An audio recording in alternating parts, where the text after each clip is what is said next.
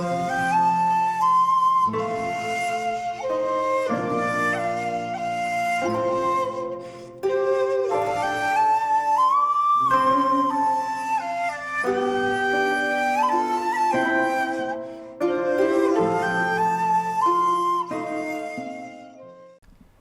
there, this is Solitary Ronin from Solitary Ronin Films, and welcome to another episode of 6 Film Runs, where I try and make the argument for a filmmaker having 6 really good films consecutively. So today we're going to talk about David Mamet. This might be another one where I'm on my own here. David Mamet, one of the greatest American playwrights of the 20th century. Also not a bad filmmaker. Again, I wouldn't say as far as, a dynamic camera or anything like that. Let's be honest, Mamet is about words. But this 6 film run, again, like some other filmmakers, I'm just going to pick his first 6, because after that the results aren't as of such high quality, I don't think. So I'm going to start with the debut, 1987, House of Games, which is just a wonderful twisty-turny film about the con game. Again, most David Mamet films are about appearances, what's actually true and what's not, the facades that people use, and also long cons, short cons. Joe Mantegna, Lindsay Krause, a whole bunch of Mamet regulars, Mike Nussbaum, Ricky Jay, JT Walsh, the wonderful JT Walsh makes an appearance in this as well. Just fantastic. And then in 1988, we're used to the very sweary David Mamet, but this is Things Change, one of my favourite Indicator releases of all time. This was a film that was just on DVD for so long. This is an absolute gem with Don Amici and Joe Mantegna. Again, about appearances and people not being necessarily who they think they are.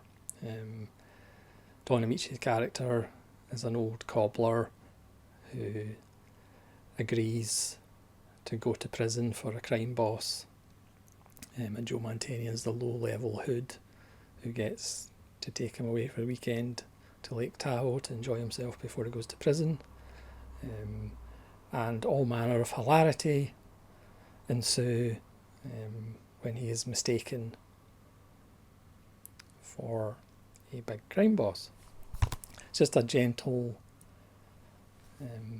beautiful little comedy. Robert Prosky gives a wonderful performance as well, and it's just a different change of pace if again you're used to just David Mamet and his potty mouth. But 1991, we're back to Mamet and his potty mouth with Homicide, which really needs a Blu-ray. Again, Joe Mantegna, who started in the theatre in Chicago with Mamet,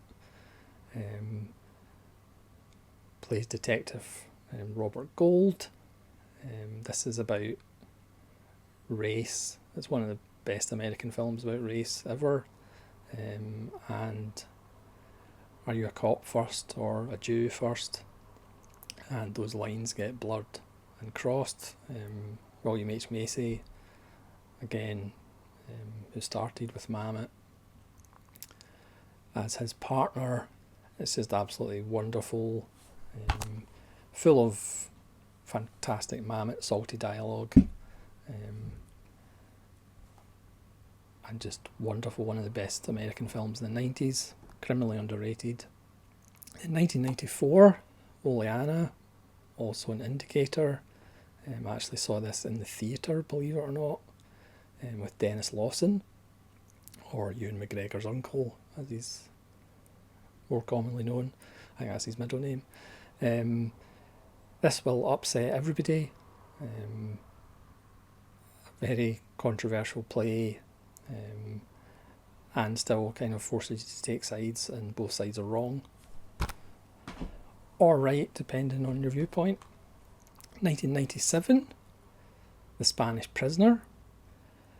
Perhaps a PG version of House of Games, again about mistaken identity, not mistaken identity, but people pretending to be who they're not.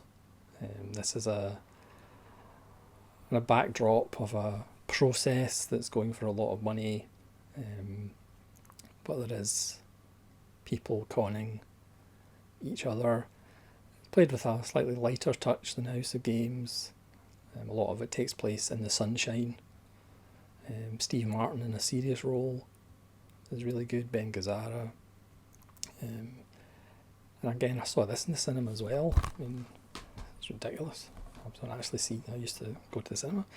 And then I'm going to finish the 6-film run with, again, another little underrated film. It's 1999's The Winslow Boy. This is the imprint Blu-ray. This has a commentary by Mamet, and I will say Mamet is right up there for me with John Sayles and John McTiernan and Cronenberg, John Boorman for director commentaries, which really tell you about how to make a film and what they're thinking about, as opposed to just patting themselves on the back. Mamet has always been wonderful with commentaries. He also wrote a book on directing film or screenwriting, which is a must read as well. Gives so many useful tips. This is also the remake of the Terence Rattigan play. Nigel Hawthorne's marvellous, as he always is. Jonathan Northam. And it's just a very stately, elegant, lovely little film. So that's my 6-film run for David Mamet. Again, I might be on my own here, but never mind. But again, discuss in the comments your feelings for David Mamet. Again, perhaps not visually the most amazing director in the world, because let's be honest, as I said, he's about the words more than the images. Let me know what you think. So thanks very much for watching this David Mamet episode of 6-Film Runs, and hopefully you'll join me again for the last episode. This is Solitude Ronan from Solitude Ronan Films, saying farewell.